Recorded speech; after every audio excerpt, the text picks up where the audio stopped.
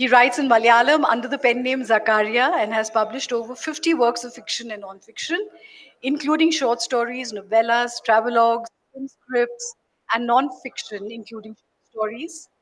His novel, in English, Secret History of Compassion, was published by Context in 2018. He received several awards, including the Sahitya Academy Award and Kerala Sahitya Academy.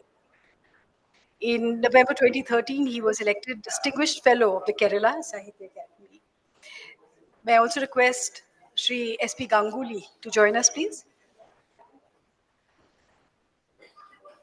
Shri S.P. Ganguly is former professor of JNU and ex-chairperson of the Center of Spanish and Latin American Studies.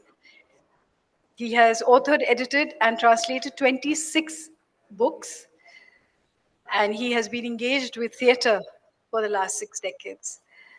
And last but not the least, Shri Sandeep Khanna, an alumnus of the Faculty of Management Studies.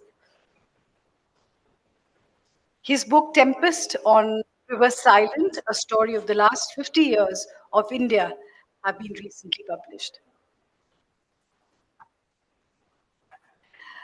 May I hand the mic over to Professor Trivedi to chair the session.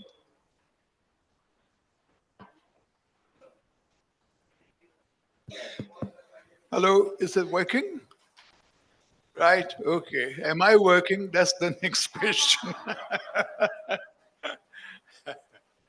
I remember a time at the Sahityotsav some years ago when there were not so many sabhagars and we had to look around here and there to find the right one. There was not even one sabhagar, the one in the main building upstairs. The Sahitya Academy had to borrow or rent the IIC auditorium to hold this festival. So I'm delighted to see that the Sahitya Academy has grown since then by leaps and bounds. It's already achieved what it wanted to achieve, which is, many things. Many achievements of the Sahitya Academy are so many. Mainly its publications, I think. They have shaped my literary sensibility. They have helped determine the direction of my own career and my own interests. And it's good to see that even in size and amplitude is beginning to match its other profile. Ganga, Sindhu, Saraswati, Cha Yamuna. No, that's how the names of all these auditoria here. Godavari, Narmada. No, that's how a Mangalashtak begins. May all the rivers of India and all the oceans of the world, because no ocean is just national, may all of them bless us. Kuryat Sada Mangalam. So all these auditoria too will do that to us so far as literature is concerned. The linguistic and the actually geographical, the cultural geographical landscape that is evoked in that very old shloka was, I think, the whole of our literary landscape. Once upon a time, that was our global landscape. Indian literature was, and its knowledge was confined to India. And don't forget, the next line has Kaveri right at the beginning. And Krishna is, I think, named by some other name in the 4 shlokas. At least 16 rivers are named. And that's the cultural geography of India, the literary geography of India. It changed, of course, with our interaction with other nations. What is global literary landscape?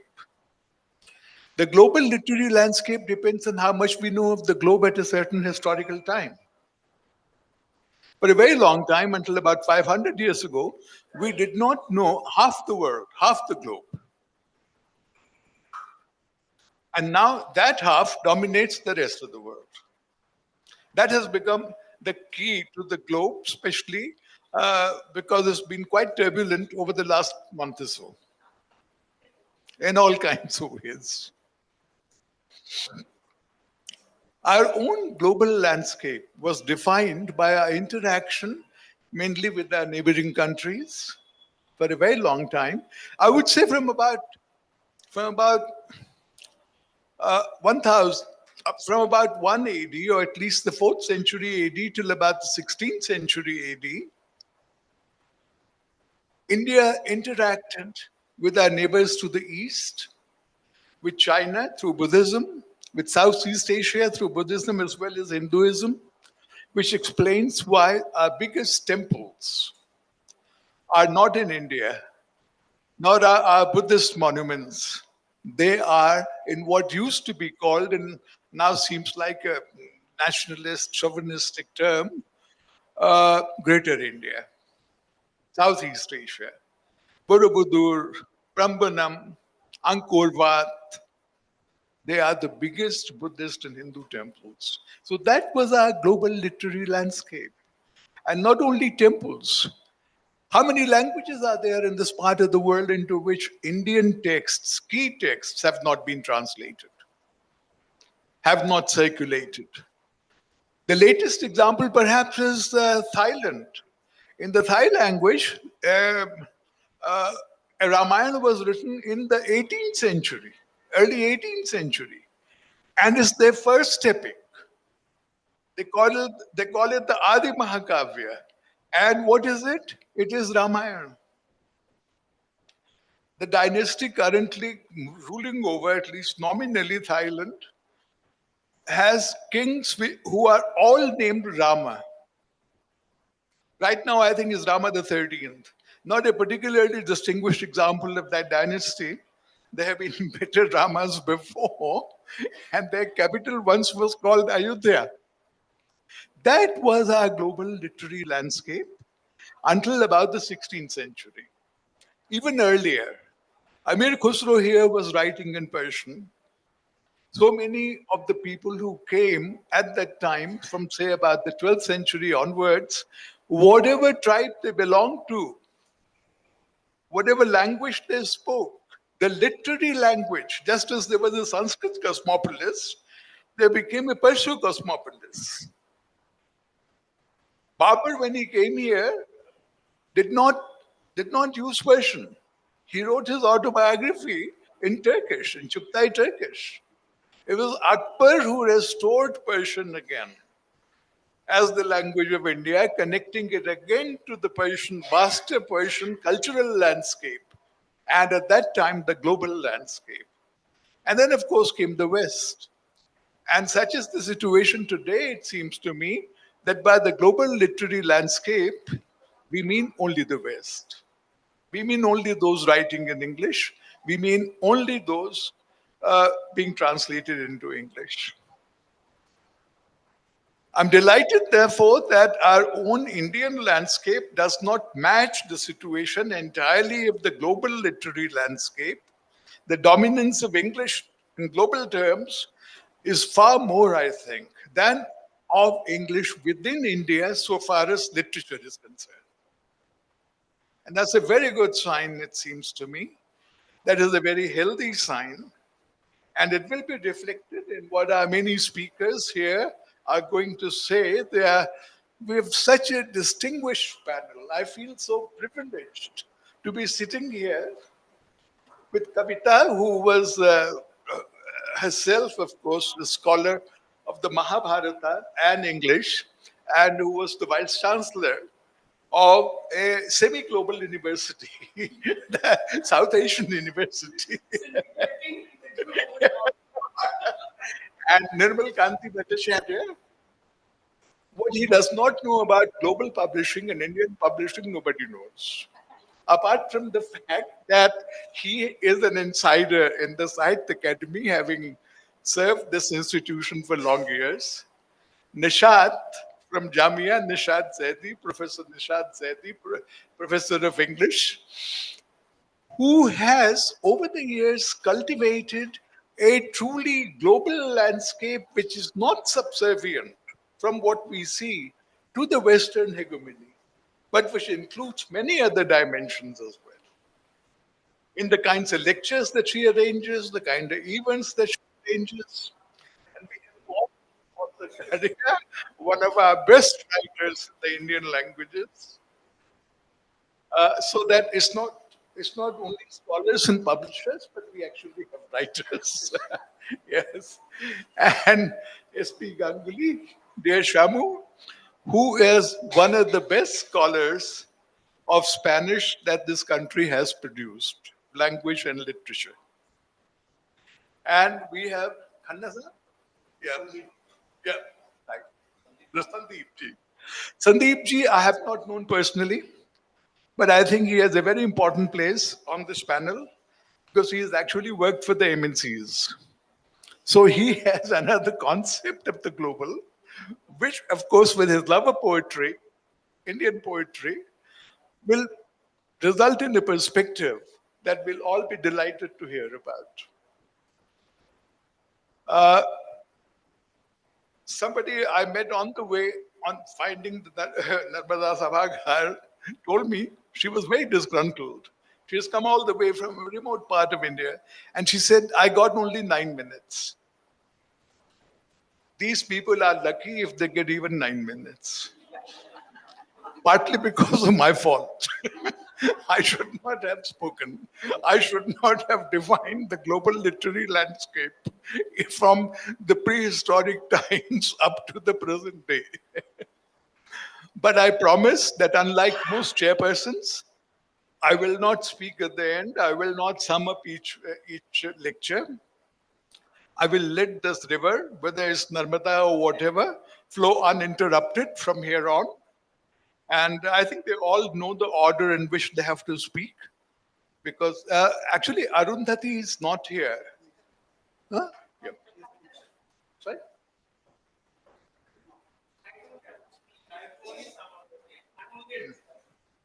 Yeah, so we know, yeah, of course, there is somebody enforcing order. There is a class monitor. So she will call upon speakers to come in the order that is given in the program, and anybody who does not obey that will be sent out of the room. Yes. Or you asked to stand in a corner. No? Kavita, come. Order, order. Huh? Please. Ach. Where is my subscribe? One second. I know, but Narmada has got lost here.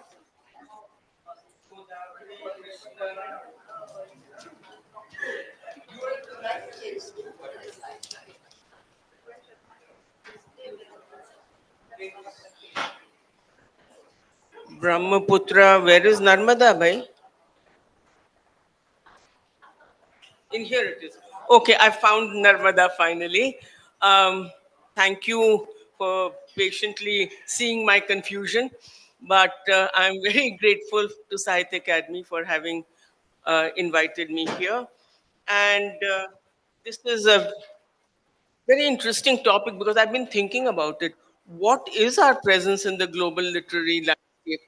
And it's a little hard to define because to me, if you take away the religious texts, then you only come to the colonial period.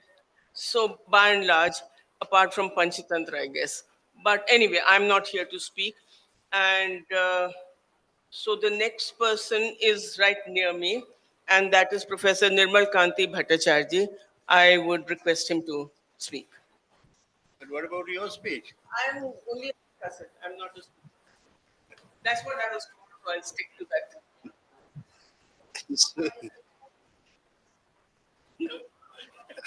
I'm not speaking. I promise you. Let them follow. No, you can say, is this your private or may I join into it? You can take that stance also. so, so the thing that I was dreading happened. I have been forced to be the first.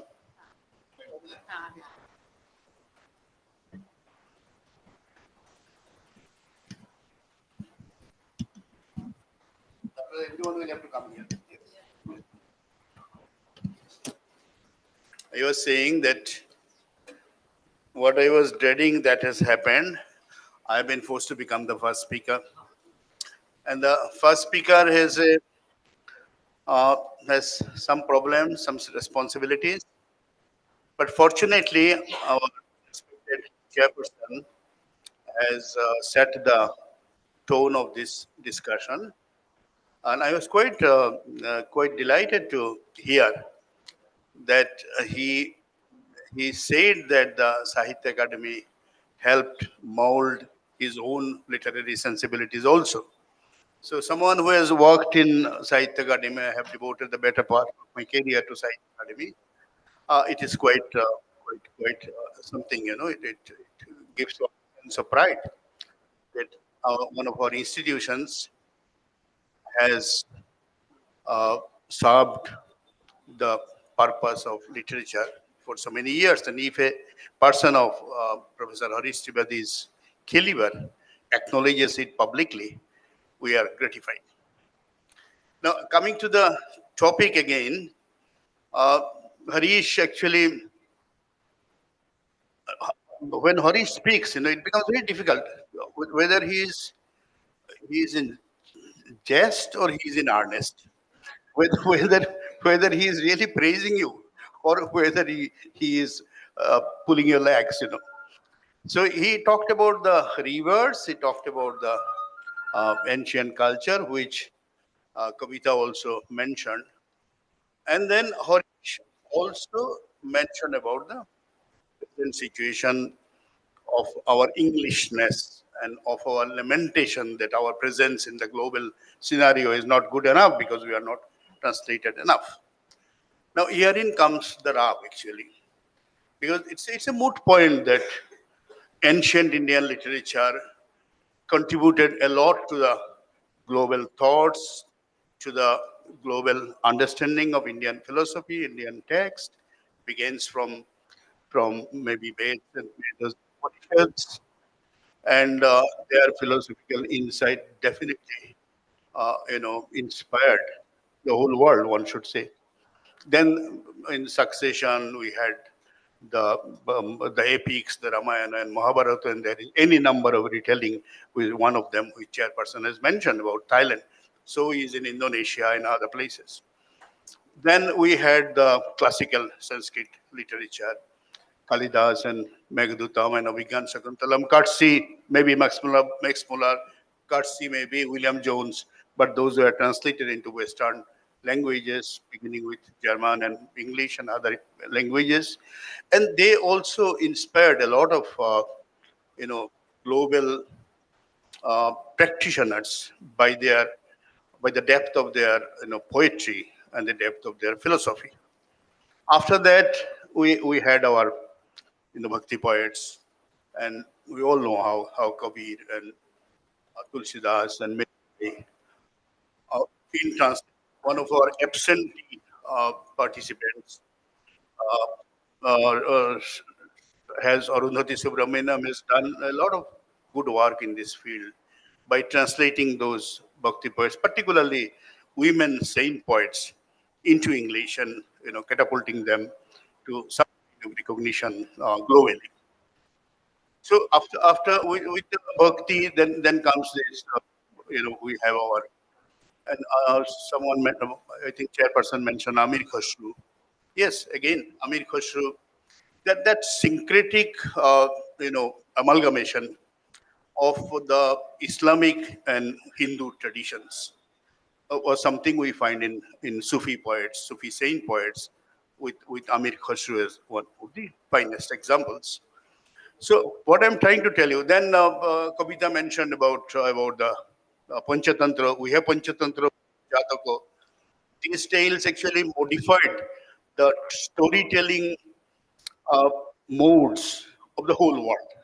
One can assert with some authority that the storytelling modes of the entire world was to a great extent influenced by the tales of the Jatakas and the Panchatantras.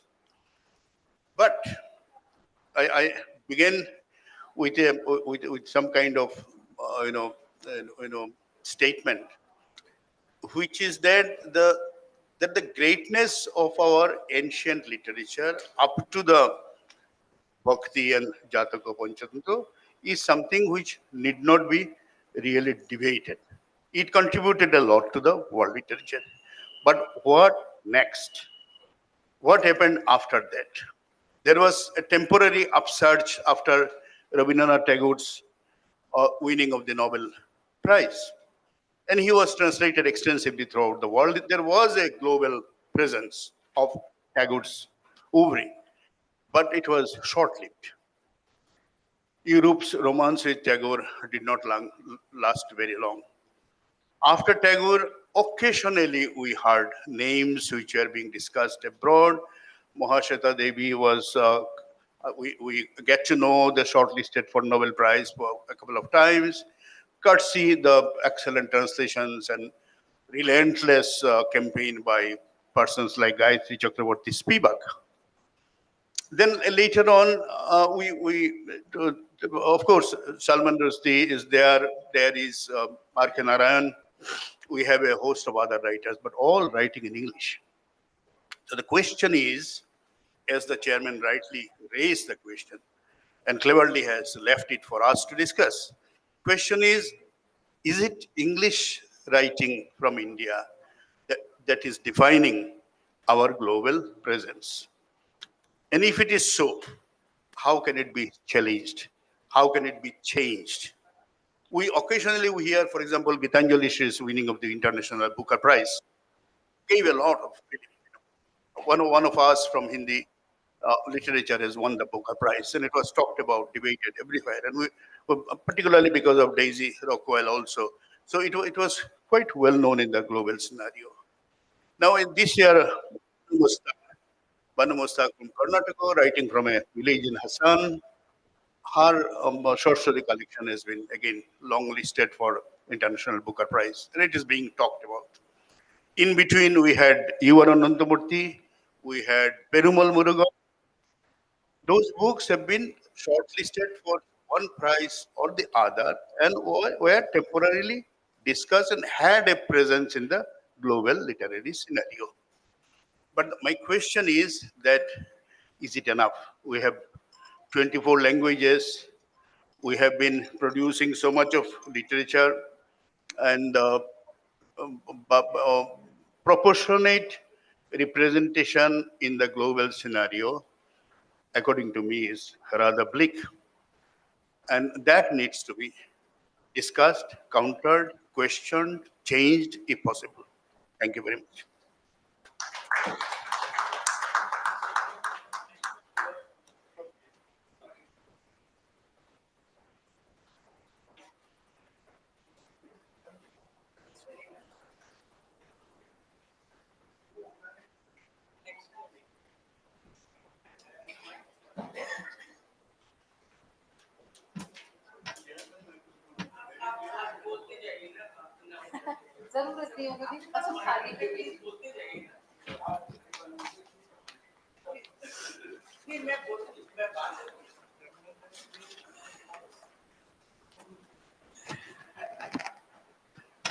Thank you so much.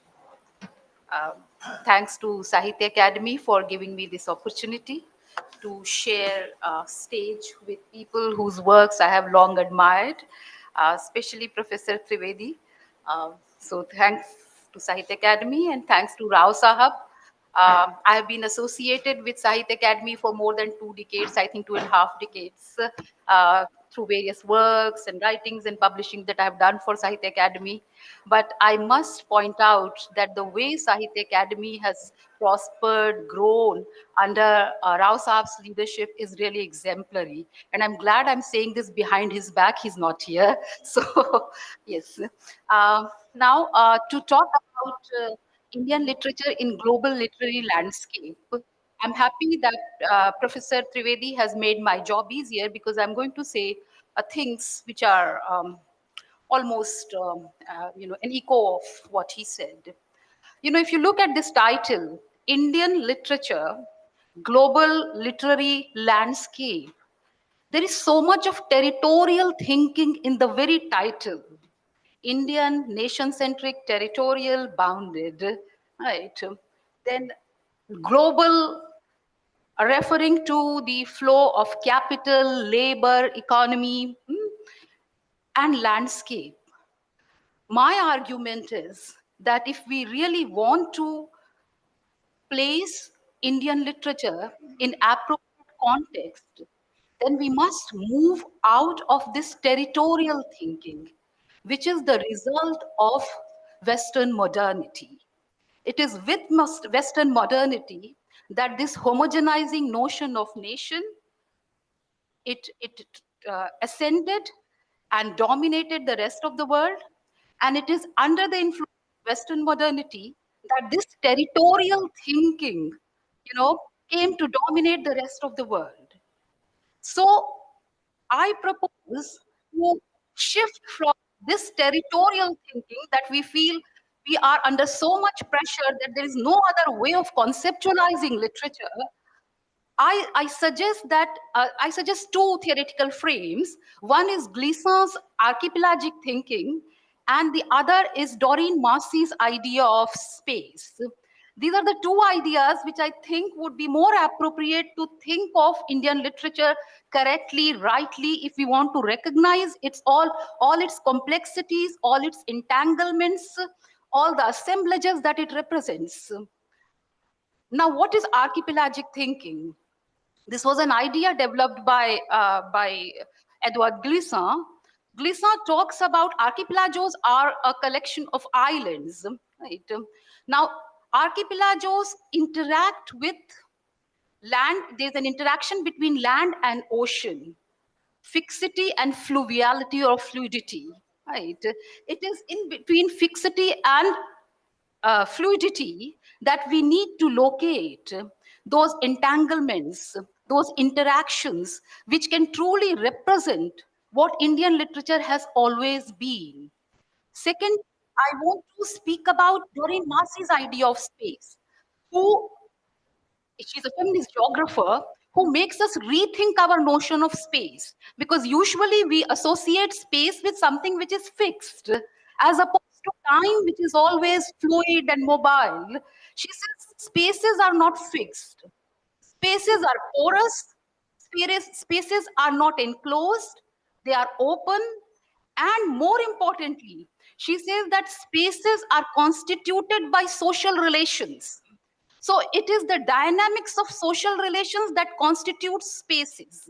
It is not part of a space being fixed and everything else mobile or dynamic, but it is that which constitutes space, and space constitutes the social relationships, vice versa.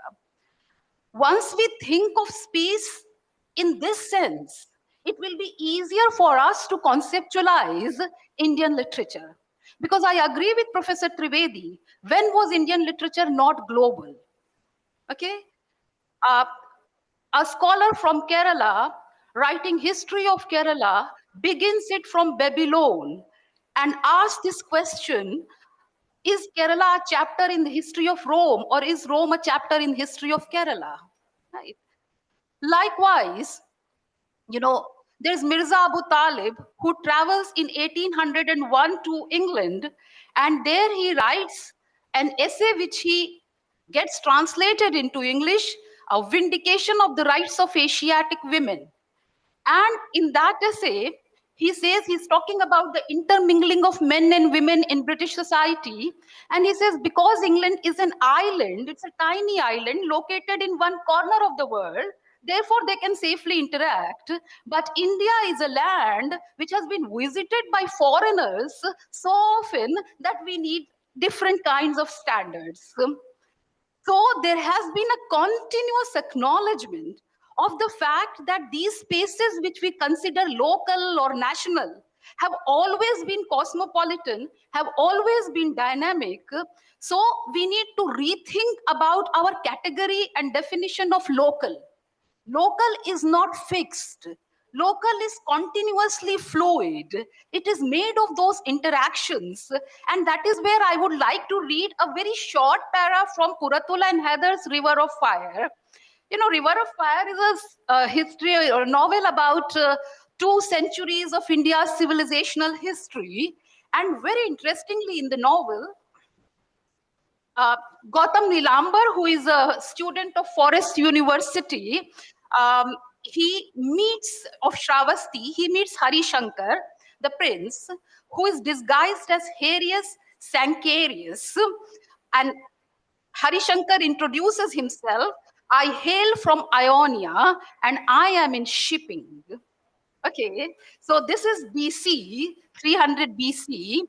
Uh, and then later on, there is Abdul Mansur Kamaluddin of Nishapur. He is born to a mother of royal Sasanian lineage and a father who is an Arab. And he is sitting in Baghdad in a restaurant which is owned by a Greek. And he's sitting with a friend who is a Levantian and a bunch of Andalusians from Granada who came for pilgrimage to Makkah, then looking for a job, livelihood, they migrated to these places. And there's a discussion going on. And this one says, if you want to know, in the West, we Christians are on the ascent. In the East, the Turks, the Seljuks, the Mamluks, the Ottomans, India. Yes, that is the land of tomorrow. Egypt has already become the biggest buyer of Indian cotton. All Europeans, Guineas, Venetians want to trade with India. You listen to this ancient mariner. This is the year of grace 1476 Anno Domini. Okay, so what we think as national, local, situated, located, fixed has always been marked by this transversality, translocality, marked by movements of people. And if you look at literary history, Professor Trivedi very rightly pointed out, all our Vedic literature has been source for inspiration for so many Western writers. Mahabharata, in what we call Brihattar Bharat, right, it has been such a huge influence. It has defined the cultural life of what you call Far East. And likewise, you come down to ghazal. Ghazals have always been a transnational form, and it traveled from Arabia to Persia to India. And in India, the Indian poets did not practice it by imitating the other forms. They evolved Sabke Hindi, their own style of writing, and they drew inspiration not from Islamic Sufi thought, but from Vedantic philosophy. So it's these interactions, these confluences that we have to recognize. And if we remain trapped in these territorial categories, we will never be able to recognize these interactions, these entanglements. Therefore, I strongly recommend oceanic thinking or archipelagic thinking to truly appreciate these entanglements of Indian literature and move out of the burden of global, right? We are always global, we have always been global, and we should have that confidence. Thank you so much.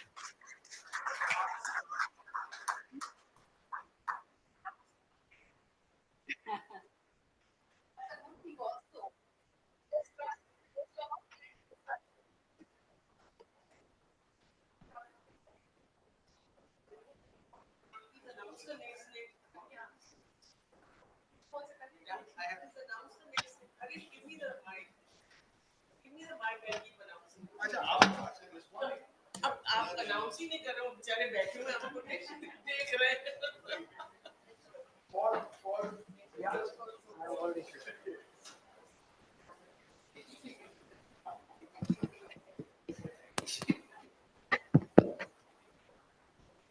Thank you all. I would like to start by remembering a book which was in 1962. It's a Malayalam novel, which was then translated into 30 languages, even more, English and other Western and Indian languages. At that time, it was a big sensation that a Malayalam novel has been translated into so many languages. The novel was called, maybe some of you have heard the name, Chemmin. It was by Thagari Shivashankar, one of our greatest writers, Indian writers.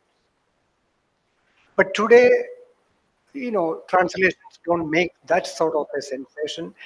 They do not make that kind of a stir in us. Uh, Literary works are translated from, I think, by and large, from every Indian language to either into English or to French, German, or one of those European languages, or into several of them at the same time. See, in my own language, Malayalam, works by the youngest generation of writers are being translated almost simultaneously into English, and they are moving published by major writers. And by the very fact that translation has been done into English, they are moving into a much wider, what you can describe as a global sphere of readership. It's a major, I think it's a big thing for a writer to reach a much larger readership. It's happening in many Indian languages.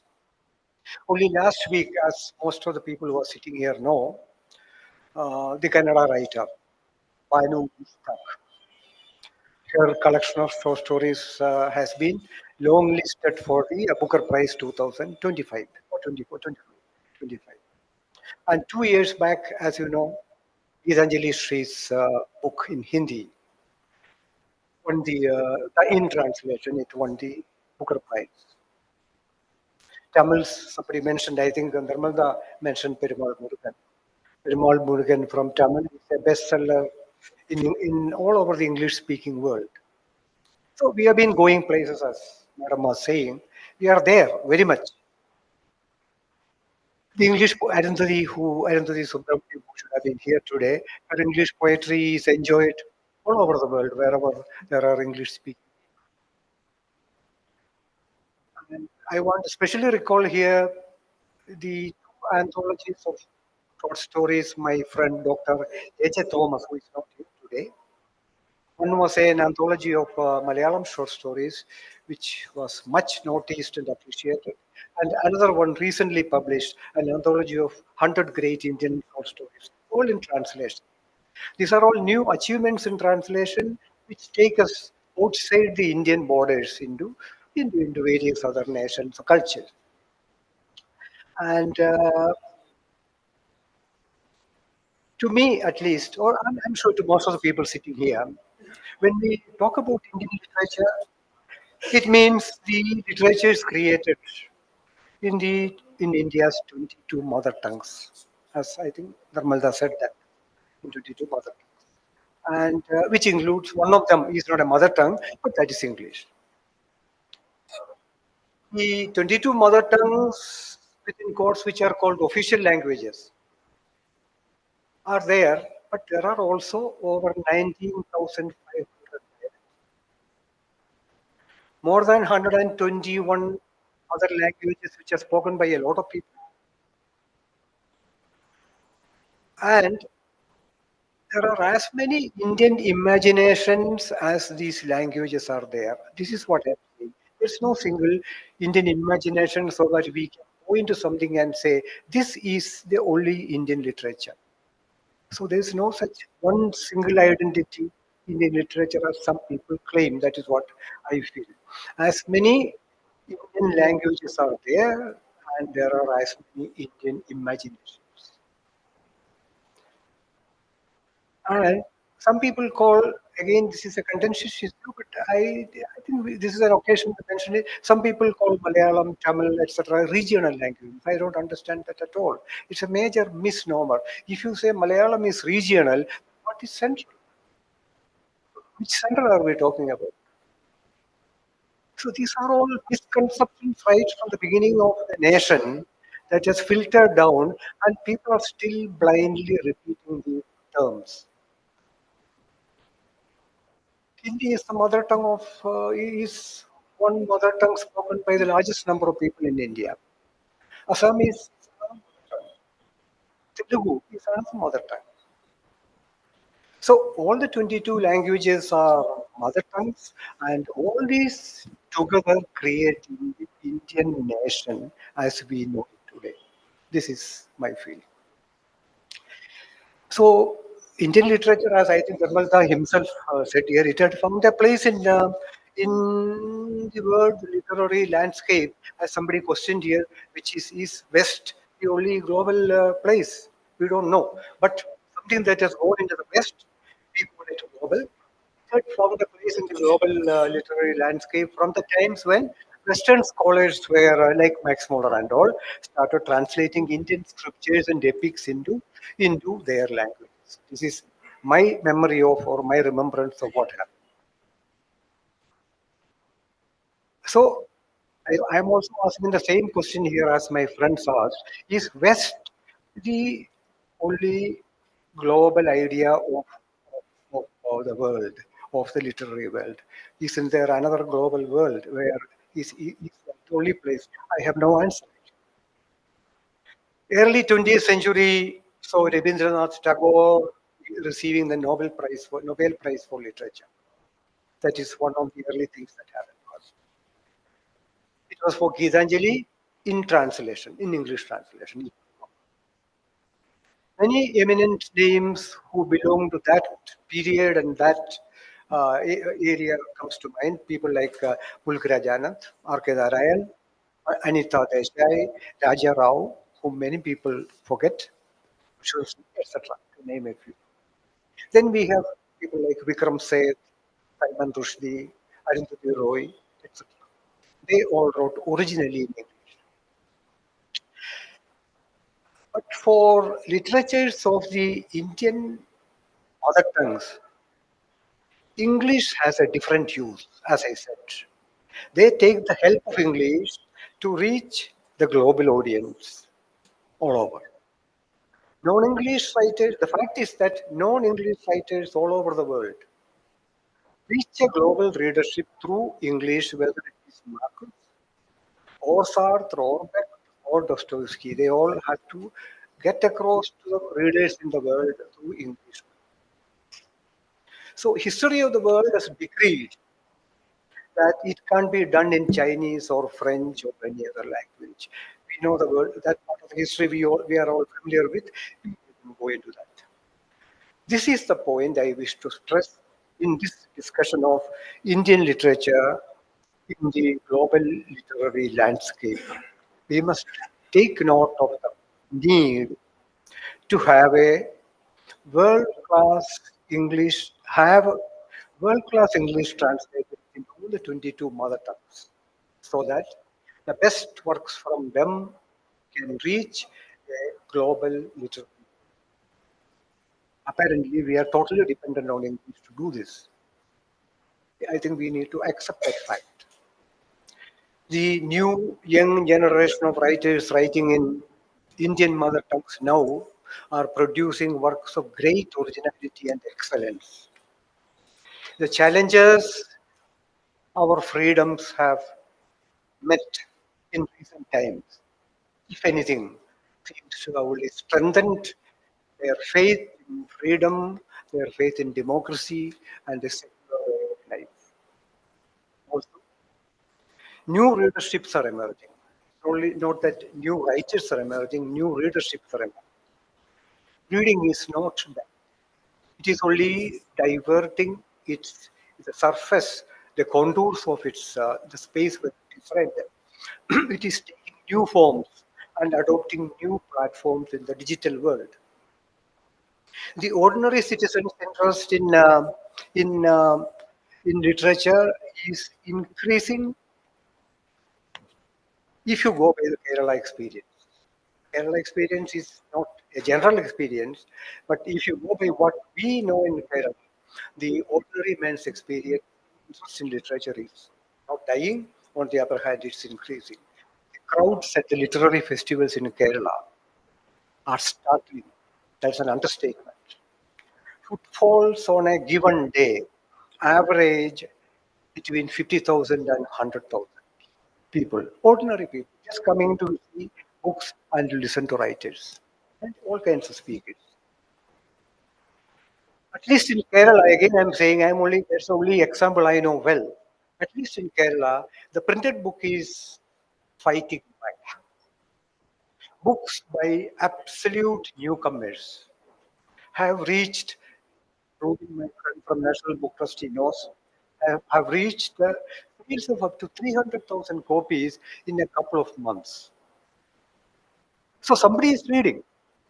We don't know who they are. We have not been able to identify who they are, but people are reading, especially the younger generation. I feel the challenges to freedom, it is my very sectarian conclusion in this. The challenges to freedom that we are facing now has made people more aware of how precious freedom is. And true information and knowledge are how precious. Which is finally, it's interesting, it's very interesting that international publishers operating in India seem to have realized that Indian writing in English alone cannot keep the industry going.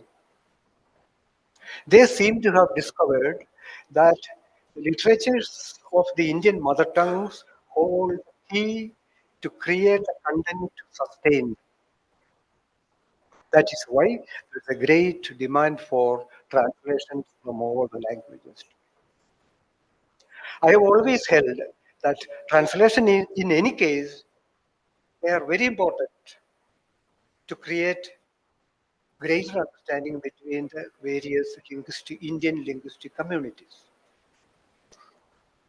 Or I would never know what my compatriot writer in Gujarati is writing or what he is thinking if he is not translated, or nor would he know what I am thinking and writing.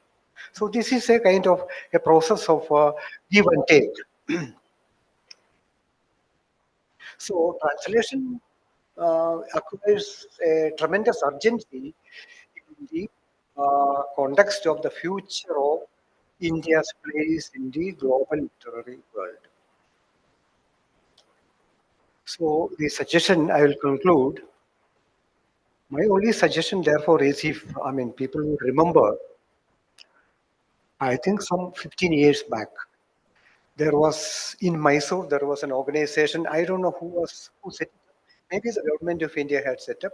It was called the Translation Mission, and it had a name also. I forgotten the name. Narmada might remember that. Professor Uday Narayan Singh was in charge of that translation mission. It was an extraordinary project where you translated from one Indian language to the other. Not an easy thing to do, but they had started both translators together and they had started the project going. But somehow it died. Something happened. Dr. Udayanarayan Singh went away to become, he took up some other post and this project died. So I feel that in order for us to go ahead and face a challenging future, there is competition from, across the world. There is a struggle for the world market in reading. So my own feeling is that we need to revive something like this translation project. And we also need to have a project. I don't know who will fund it, whether the government will, or a private university, or the corporate responsibility funds of a corporate office. I don't know. But we need to have some setup where translators can be trained, nurtured, and brought up and made available to the book publishing industry. I'm not even talking in philosophical or romantic terms about writing. I'm just talking about how can the industry get more and more books to publish and how can more and more writers get into the global picture. And apparently, as far as I can see, right now we have no other way but translate it into English. So it's a very simple issue, but there seems to be no immediate solution to this. Thank you.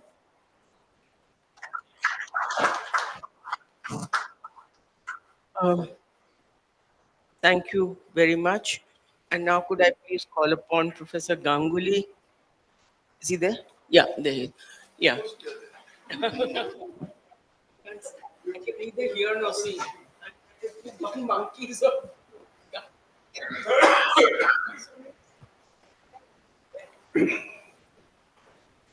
Good afternoon. You can hear me, no, clearly?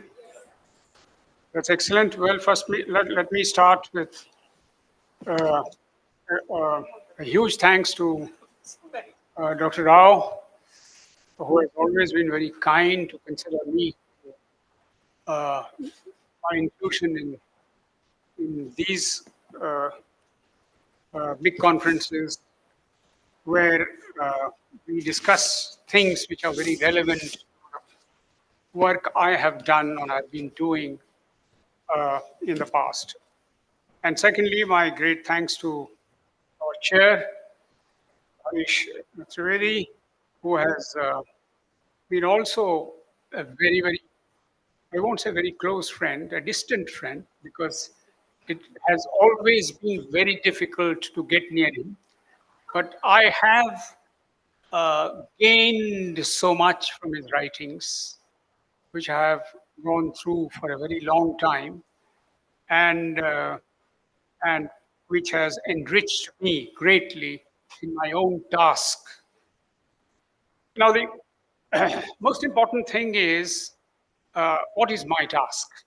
Well, I belong to the those small, you know, group of scholars who devote themselves to Hispanic studies in India, which means they do work done in Spain and Latin America, which are the two parts where Spanish is spoken, and these are called the Hispanic countries. And my work has been related to uh, not teaching the language, but doing some kind of a comparative analysis of possible themes which come very near. And in this context, of course, uh, I was talking to Nirmalda just 5 minutes before the conference and said, "Oh, I know what you are going to talk about. I already know," because he knows that most of the time I have insisted on telling the world in all my conferences here and abroad, that if there is any scholar who has lived through the decades and centuries, let's say, uh, in many parts of the world, and especially in Spain and Latin America, it has been Rabindranath Tagore.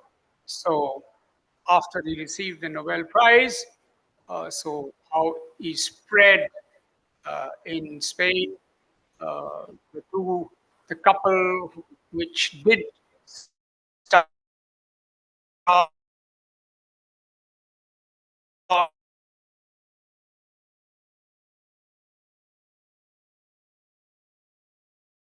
translating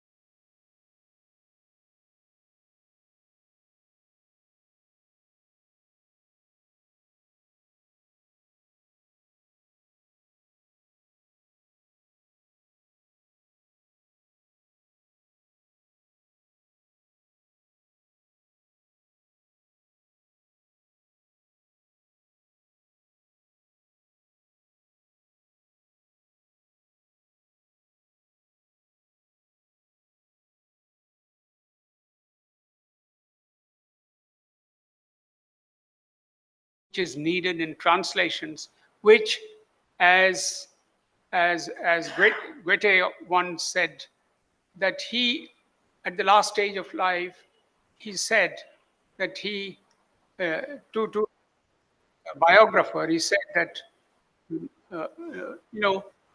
the translation done into French by Nerval, I prefer to read that translation of my work rather than the German original. Why did he say that? Now, that becomes the standard for translation throughout the world for all translators, for all those who devote their time and energy to translation. But I'm not going into that work at all, that side of Tagore at all.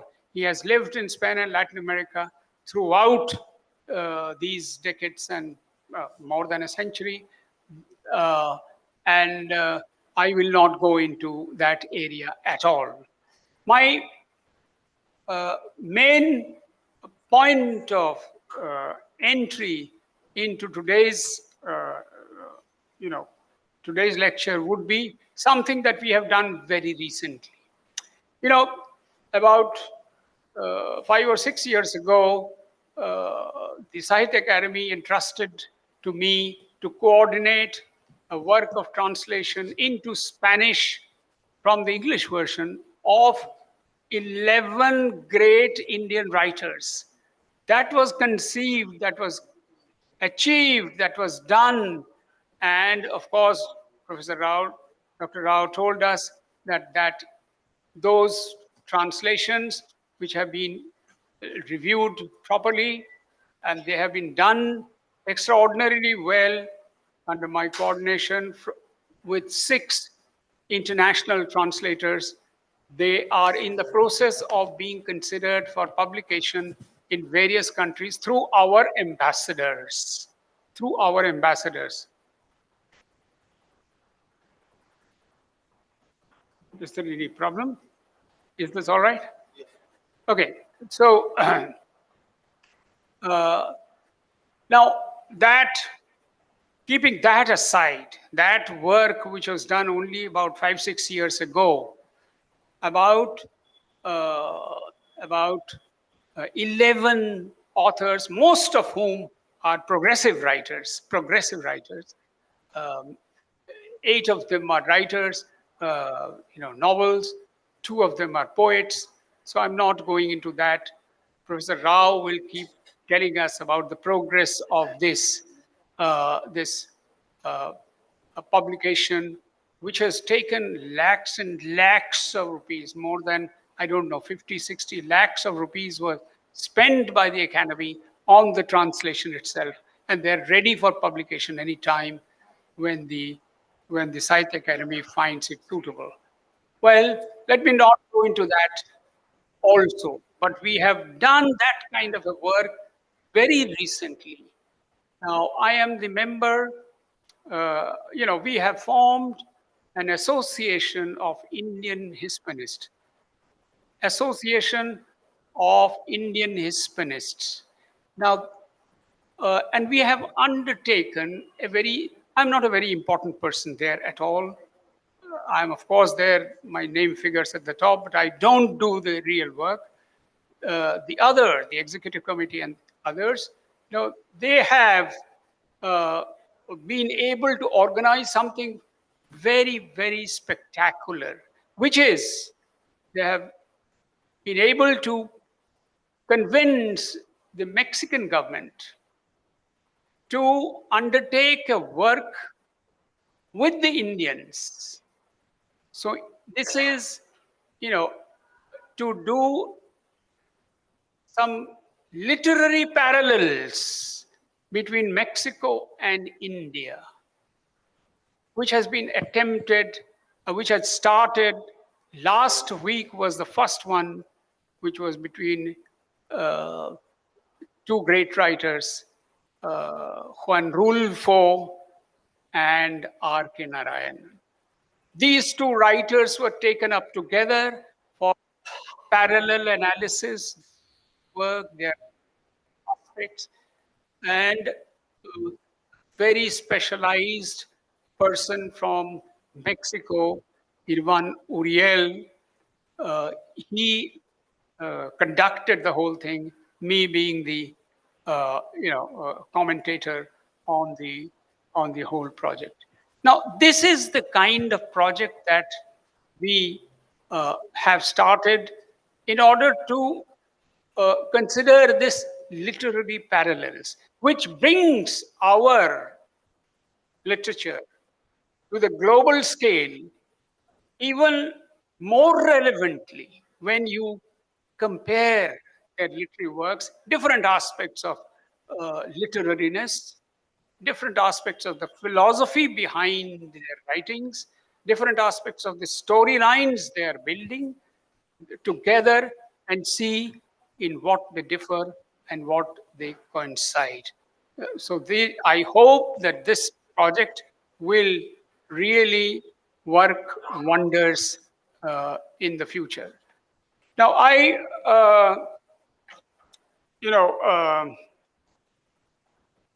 I should of course mention, when we are talking about this whole question of the landscape, the world landscape, at the global level, well, for many, many decades, for many, many years, the Indian works, known works from our uh, religious side, from the Gita and all its associated works, most of which have already been translated. I'm not going into that at all because those have been translated over the years. We have come across people, we have visited India, and they have been translated into, into Spanish from English versions, some of them from the Sanskrit versions, some from the Hindi versions, but most of them from the English versions. And there is no need for me to go into naming those.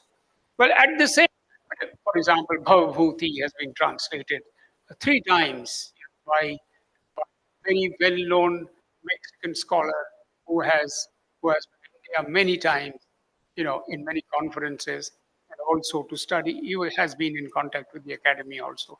Now, like that, many aspects of uh, other aspects of Gita, uh, pre-Gita and post-Gita writings have been translated. Now, these are, of course, matters of the old days. We are personally, I am not very interested in that aspect. I'm more interested, of course, in the contemporary, starting uh, from from let's say from Tagore. Now, let me just mention that if Tagore, why did he become so important uh, in Latin America at the beginning of the 20th century, after the reception of the Nobel Prize, and even before the Nobel Prize? Some of the revolutionaries which were fighting in Mexico, they are starting the revolution of Mexico. One of them, Francisco Madero, he was the leader of the par excellence of the revolution. But he first, how was he convinced that he was to join the revolution? He was convinced by a book that he himself wrote, Manuel, Manual Espiritu. Manual Espiritu is nothing but a translation of those whole, uh, that whole part of the Gita where Krishna is advising Arjuna to join the war. Our hero here, Madero, doesn't want to join the war because he's absolutely certain that he's going to kill so many of his brothers.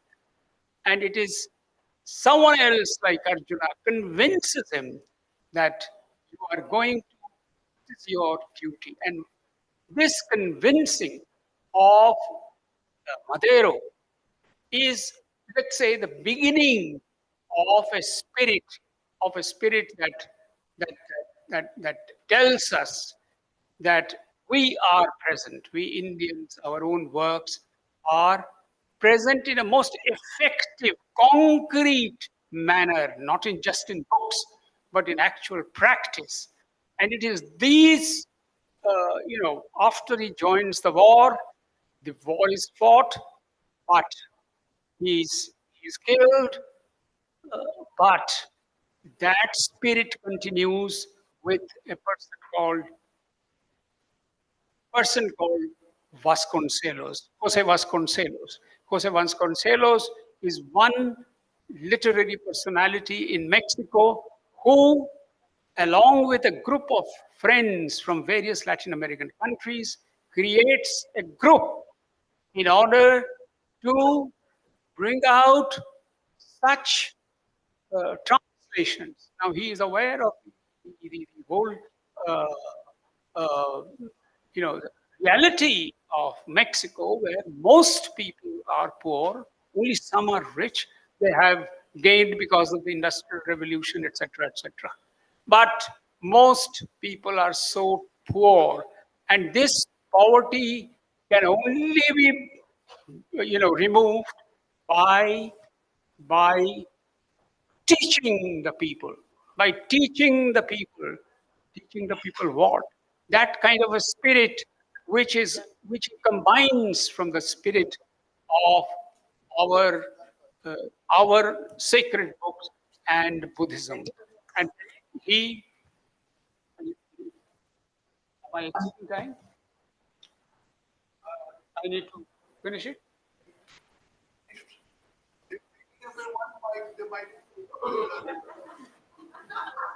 Well, that's a very look. That's why he's such a great. I haven't noted that, but he did. Well, let me finish it. So these are the people who created an Ateneo de Mexico.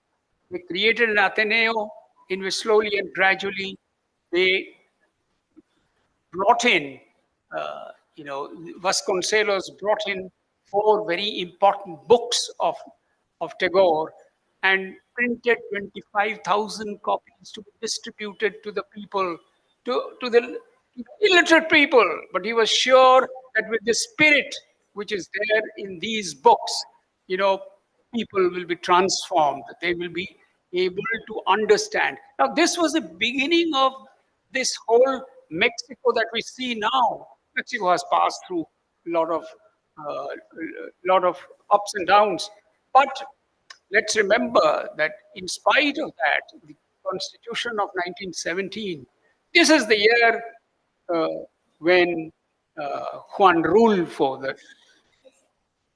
the person that we are discussing in our seminar, in our literary parallels, he was born, but he brings out a Mexico which has not been able to create that kind of a spirit, that kind of a race, which Vasconcelos himself called rasa cosmica, cosmic race, which would combine these elements and transform Mexico into a new.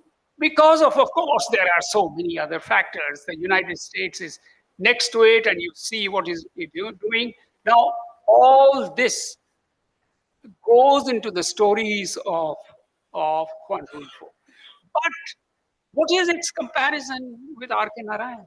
Now, there are very many important elements which go into the analysis of this gentleman, which bring these two together. The next week, we are going to discuss Ashapurna Devi and one very well-known lady writer in Mexico. Like that, we will have four this time. So this is for us the beginning Shamu, of another.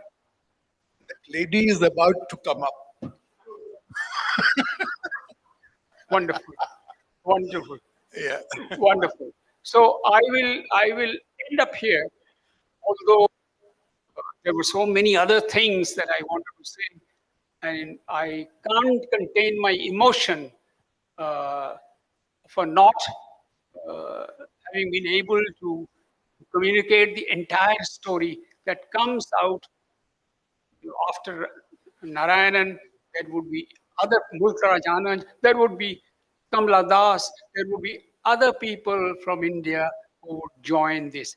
So I think this is a new methodology that we are starting in order to uh, put India uh, on a different landscape, on a world landscape, but combining efforts, not just highlighting one area, but seeing in a. This is an old thing that we had learned from Goethe, Welterkultur, the world literature, and we are going to enter into that phase. Thank you so much. Yeah. Thank you very much, Shamu. We all know that the Spanish people are far more passionate than those who speak English. And your passion was really shining through your speech. Kandasar, Sandeep. Yeah. Yes, yes, absolutely. I'm so new to the literary world that 10 minutes is a long time for me to speak. Good afternoon, everyone, and it's a very very humbling experience for me as a first time writer to share the stage with these scholars and and authors, particularly Nirmal sir, who's my mentor as far as my first book goes. Dr. Rao is not here, but both Dr. Rao and Nirmal sir are my mentors as far as this book which I've just completed.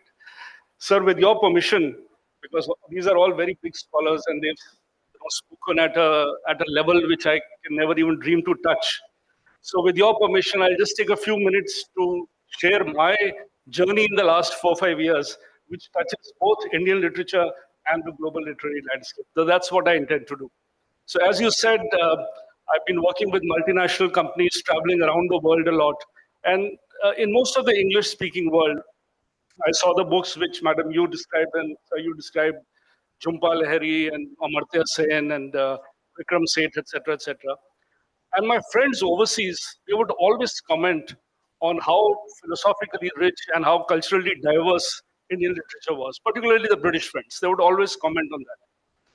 But then they would start the discussion on sati and caste system. And I sort of struggled a bit with that discussion. So I wanted to veer them to topics where I could explain the Indian philosophy a little better. So I started narrating a doha of Gopal Das Neeraj to them. Sir, you mentioned that I have great interest in Hindi poetry. So as I did these travels, I would narrate one doha of Gopal Das Neeraj, who I've been following for many years, to explain what is Indian philosophy. Indian philosophy is not just sati or system. So I would narrate this doha. ब्रह्म रूप है अंक, प्रकृति रूप है आठ, एक सत्य है शून्य में सिमटी सृष्टि Virat. This was the number 108. This 108 is a number which is not just, from times immemorial, it is not just touching us. 108 Upanishads, Krishna has 108 Gopikas. My grandmother used to read the Gayatri Mantra or recite the Gayatri Mantra 108 times in a day. The Mala has 108 beads. But even if you move outside India, in the Greek philosophy also, Penelope has 108 suitors. In mathematics, 108 is the abundant number.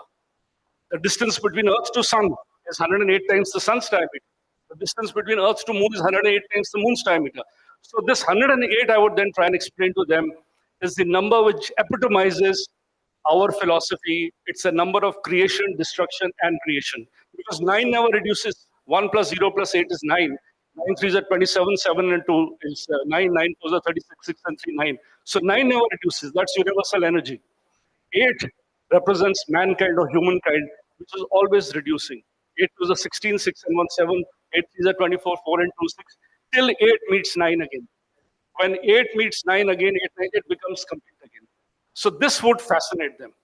Then they said, well, this is so fascinating. Why don't you translate the works of this poet? So I went to meet Neeraj. He was still alive in 2018, and I sought his blessings to translate his works. And he said, definitely do it. I said, मैं हिंदी में नहीं लिख पाऊंगा. I love Hindi, लेकिन मेरी सारी पढ़ाई लिखाई इंग्लिश में है. तो इसे कोई नहीं, इंग्लिश में लिखो, लेकिन अपने आप को पूरी तरह देना साहित्य को. Give yourself fully to literature. So that's where I started thinking of translating his works. I failed in translating his works because he was so sublime, so simple, so melodious. I could not do justice to his works in English. Then, because he had told me that apne aap ko puri tarah dena sahitya ko, I thought, let me write a book on India, which will explain India not just to my generation, but also to my friends overseas, and also to my son, who since his university days has been living overseas, and he keeps asking me very basic questions. So that's why I wrote this book, which is a story of India of the last 50 years. This, sir, touched both. It's an Indian literature. It happened because of my travels globally. So that's been my journey so far. And as you said, madam, I also feel the same way. When you travel around the world, you see our Indian books, Indian authors everywhere, from England to Dubai to Singapore, even USA, Canada, etc. I think as India becomes more and more important economically and strategically, and so long as our people keep touching themes which are human themes, social themes, which are going across borders, I only see, more and more light for Indian literature in the global literary landscape. Thank you. Thanks. और और आप बताएं मैंने तो जो I've said You everything. can't be so unfair. Please speak 2 or 3 more sentences. So, well, I suppose other than touching on these themes, which are human themes and social themes, you mentioned translation. I think that I am speaking purely from a common sense point of view. I think translation would greatly help to popularize our literature, globally. Maybe having lit fest, because these film festivals and sports awards happen all over the world. So maybe if this is something we could take overseas, that perhaps will also help. Uh, Perhaps introducing diverse literary themes at school and university level will help, because that will fascinate more and more people. It will expose more and more young minds, and as they travel around the world, they'll take Indian literature, to all parts of the world. अब sir इससे ज़्यादा मैं क्या बोलूँ? I've said as much as I knew about literature. I've said, and if I have your good wishes, then hopefully next time I come, I'll also speak for a long time, sir.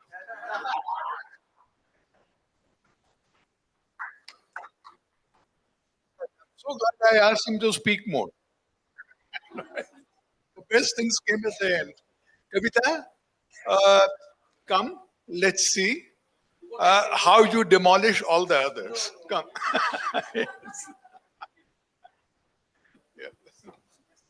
Well, thank you very much for giving me this opportunity.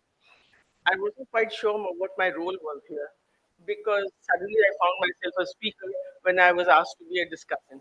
So I'm going to combine, mix it all up, and see what I arrive at. First thing I want to say is that I was delighted that Professor Trivedi chose to talk about Southeast Asia. Because the way it is worded, I thought, we are coming back to Orientalism or what? Okay. So when the way it was worded, my first impression was, are we coming to Orientalism or what? Because I do a lot of work on higher education. When we talk of internationalization, what we actually mean is US, and now a little bit of Canada or Australia.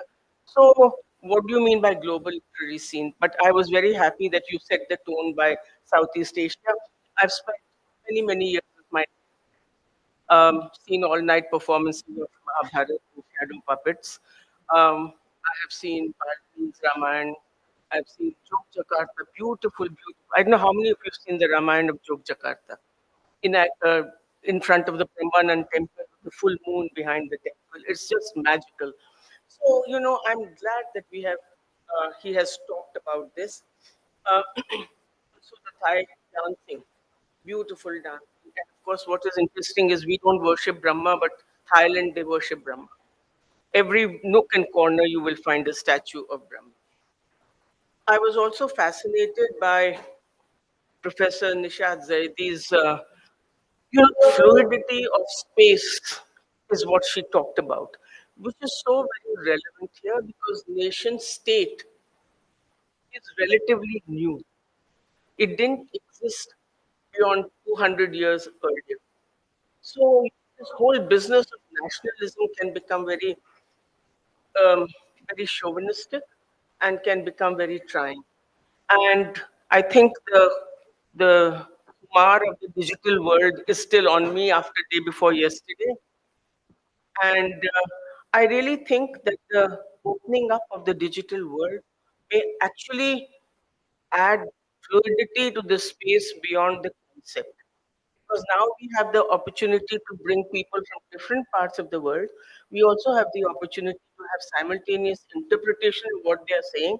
And we also have the opportunity to be able to read literatures from all over the world. Um, I won't go into distant learning and close reading of the text, but anyway, the digital world has very exciting possibilities. It will certainly bring oral literature back again. Now we actually hear rather than just read on the printed page. Um, Professor Zakaria, I'm glad you raised the question of what is global. And all languages are actually Indian languages. So I also knew this Indian writing in English. I haven't touched upon it anywhere because simply because everyone talks about Indian writing in English as if that was the only writing we did. Actually, we have such a rich literary tradition in India, and as you rightly emphasized, translation. Without translation, koi mukti nahi hai. We need a big industry of translation, not only in foreign languages, but in Indian languages, where we can actually access and understand each other. So that is extremely important. And I have, again, to come back to higher education, I had a argument with the Times higher education rankings when they said India should internationalize, it doesn't have enough students. I said, "Yeah, when my student comes from Kerala to Delhi, it's as good as internationalizing. Somebody goes from France to Germany, you call it internationalization. So, you mean by internationalization is something that has to be looked at.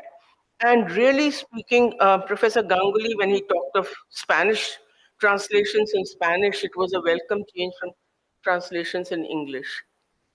Because if Tagore was translated into various European languages, he also became accessible in various European languages. So we cannot just bank on translation. I won't forget your sardonic comment on the Booker Prize for Red Samadhi. And unfortunately, it is neo-colonial mindset, not only of ours, but also of the world. Something gets a Western prize, we not only look at that as a great work of art, but we also then start trying to find out what other works there are by that author or other authors and what influences there are in the language. Um, Neeraj is one of my favorite poets, and I have heard him sitting in the drawing room on a with the masnad and the chadar on the carpet, and he is absolutely fascinating. Uh, Now, the very traditionalists who demand something else from poetry apart from understanding it may not put him at such a high pedestal, but I think he was mesmerizing, and he could go on. He was tireless. 1.5 hours, 2 hours, he could just keep reciting. It was amazing. Now, I think something that we have not talked about is the diasporic literature, and I don't mean the diaspora in the developed world. I mean the Girmitias. You know, they carried with them Ramcharitmanas, and that is what sustained them. And if you hear, I have heard Ramcharitmanas being recited in Mauritius in a chopal with a kartal. Yes, and that's how they used to do it there. And in the Fiji, I've heard these folk songs from Bihar and UP still being preserved there. Now, I don't know if there has been an literary impact of that, but certainly it is a worldwide thing. The Indian diaspora is spread all over the world.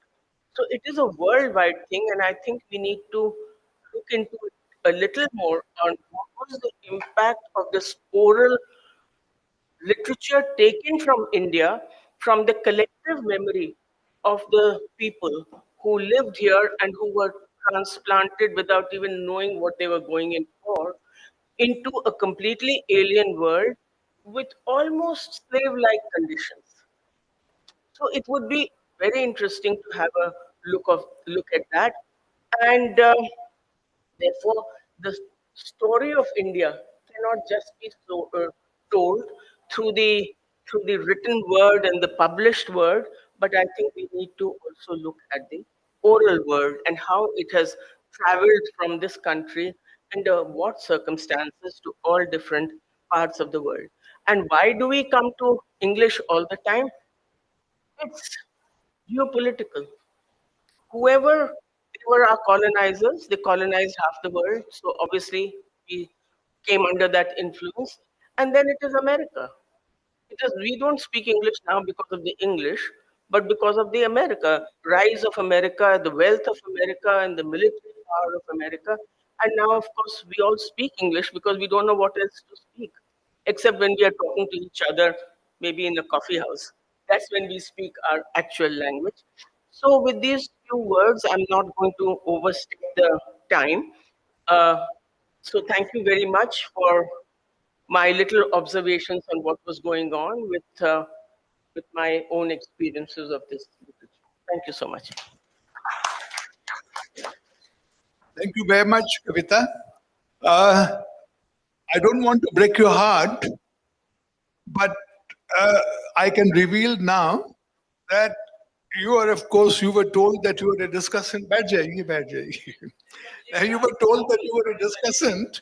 I just discovered that all the speakers were told that they are discussants. Now, by this logic, I should call all of them again. But I think I'll follow some other logic, or I'll follow no logic at all. I think, when we say Indian literature in the global context, it's not a topic to discuss. It's not a topic to speak on. It's an aspiration. It's an unstated aspiration in our minds that over 100 years have passed and no other Indian has won the Nobel Prize. So, in the next 20 years, as part of global diplomacy, 10 more Indians should win the Nobel Prize. That is what we want. The other thing that we want is, of course, more Bookers. But Booker has been deglamorized. Many Booker winners from India are forgotten already, living in oblivion. We cannot win the Pulitzer because there is a rule that only American citizens are qualified to win the Pulitzer. We cannot win the Booker Translation Prize until the condition is met that the translation must be published within the United Kingdom or Ireland. So many wonderful translations have been published in India and they're not even eligible to be considered. There is a parochialism, there is a chauvinism in these matters all over the world. When Tagore won the single Nobel, W.B. Yeats, who had improved Tagore's version, who had helped him shape it, said that it was a wise piece of British diplomacy that had won Tagore the Nobel Prize. How about that? So it's mostly power play that decides the global context and anybody's place in it. America may be the most powerful country in the world, has been for 100 years. They funded the study of American literature here through very liberal scholarships and a huge library in American studies, which was the biggest resource center for American studies outside the USA. As soon as the Cold War ended, they folded their tents. Similarly, Indian language writers were most welcome in the communist bloc countries. People who operated in English went to the West. To counter that, the Soviet Union and its satellite countries invited any number of Hindi writers, Telugu writers, Tamil writers, Malayalam writers, I'm sure, to go and visit those countries, have fellowships, translate their literature into our languages. So part of this is inescapably power play has always been. Had Napoleon not lost in Trafalgar, we might be studying French literature rather than English literature for all these many years. But this sounds a little too cynical. This sounds as if nothing can be done about it. We have heard many of us say that there are many means of doing something about it. Translation was emphasized, but when we translate our literatures into English or Spanish or whatever language, which language gains? Not our languages, their language gains. They have more books of a greater variety in their languages. So it works in all kinds of different ways. I'll give you two instances of Indian literature in the global context, with which I've been personally involved over the last 20 odd years. Longman, the international publisher, brought out an anthology of world literature. This new term, world literature, what is it except the global context? In literature, when you say world literature, you're detaching it from global economics, global trade, and focusing on literature. But why is it, how is it that most of the works produced under the rubric world literature are in English? Somebody complained to me that in anthologies of world literature, uh, India finds very little place. So I said, all right, just compile an anthology of world literature in Hindi and let Hindi occupy half the total number of pages. They would not even know. Here, the Sahitya Academy has played a part, has set up a model, which is all the Indian languages are treated equally, even though everybody can see that they are unequal in many respects. Number of speakers, number of speakers, the amount of wonderful literature produced in each language cannot possibly be the same. But we dare not discriminate because when the Sahitya Academy was founded, we wanted national integration. We did not wish to offend any language. We wanted to carry everyone together. Therefore, 24 languages. Each of them are awarded a prize from the same platform every year as was done yesterday. Two examples I was going to give you were in Longman Anthology of World Literature in 6 volumes, edited by the progenitor of the term world literature, David Damrosch. India got about 5.5% of the total space. All Indians are deeply offended at finding this out. Please, please fix a figure in your own mind as to how much space India should have got. But then I found out that Arabic and Persian put together get only 6%. Chinese gets only 5 point something, and so on. We cannot claim that our literature is any richer or greater or older than theirs. There are many languages in the world, and if we get 5%, that means there are only 20 languages. That's not bad. Then, again with David Damrosch as one of the two editors, it took us 18 years operating from Stockholm to write a history of world literature in 4 volumes. I was the person for India. It should have been Kapila Vatsyayan, but she could not participate beyond a point, so it fell to me. Slowly, gradually fighting little battles over 18 years, from 2008, 2004 to 2022, when this 4-volume history was published, I began stretching the part available for India. If you get more pages, it doesn't mean that people will think you are more important. But many people go first by that and then by what they read, the number of pages. And I was able to push it to 11%. From 5% to 11%. I hope the next person to represent India will push it to 25 and then gradually to 99. If that is the objective, if that is what we are after, it's a very important part of how we are estimated, the place in the global context. Let's punch above our weight, our global weight,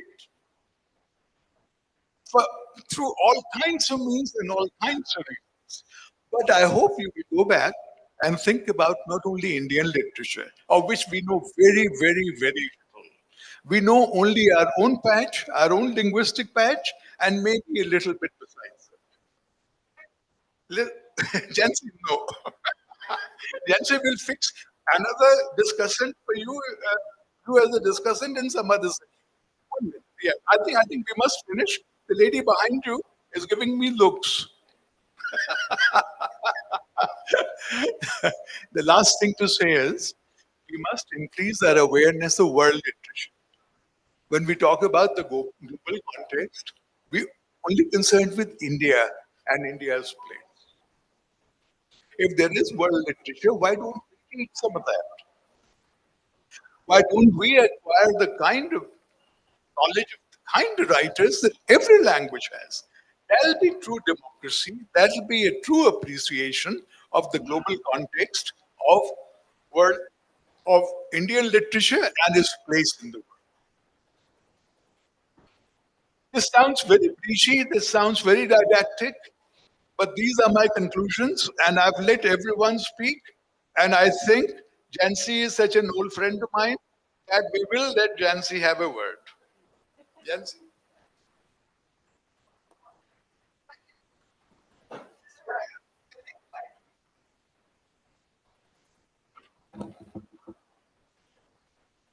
So sorry, I'm breaking the pattern of the program, but thank you so much. I thought I should mention that, because since you mentioned the power of play in letting Indian literature to the worldscape, um, without any play of power, way back in 1992, um, a two-volume work by women writers of India was published from New York Feminist Press, New York University, Lalita and Susitaru.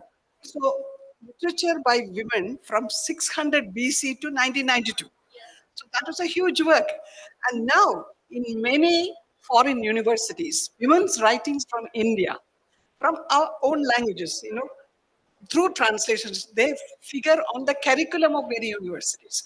So since it's the next day after Women's Day, I thought, there is an undercurrent spreading of Indian literature through women's writings into the worldscape that's happening. There is also something behind that. It's a form of survival by women academicians to translate these works into English and reach them out to the outside world. I thought I should mention that also. Thank you so much. I think we should end the session now.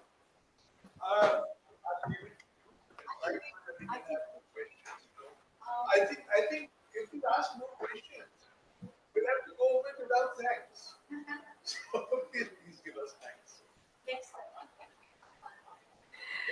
Yeah, we have to obey the tyranny of time. But since Kavita ji mentioned Girmitya literature, I'd like to just quote something where the original Awadhi Bhojpuri is amalgamated with French to create new literature.